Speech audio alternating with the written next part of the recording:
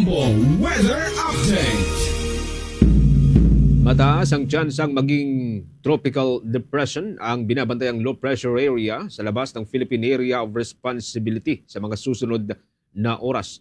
Uli pong namataan ang naturang sama ng panahon sa layong 1,978 kilometers.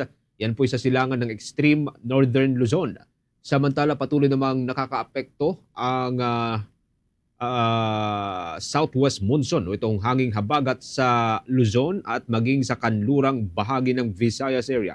Inaasahan po ang paminsan-minsang mga pagulan sa Zambales, Bataan at Occidental Mindoro kung saan posible ang flash floods at mga pagguho ng lupa dahil yan sa katamtaman hanggang sa malakas na mga pagulan. Makakaranas naman ng maulap na kalangitan na may kalat-kalat na mga pagulan at mga thunderstorm ang Metro Manila, Ilocos Region, Cordillera Administrative Region, maging ang Cagayan Valley, Calabarzon, Central Luzon, Camarines Norte at iba pang mga probinsya. Habang sa nalalabing bahagi ng Luzon, ngayong pong araw, asahan po ang isolated rain showers sa mga thunderstorms. Kasama rin po dyan ang mga localized thunderstorm na magdadala pa rin ng mga serye ng pagulan na posible pong umabot ng ilang oras.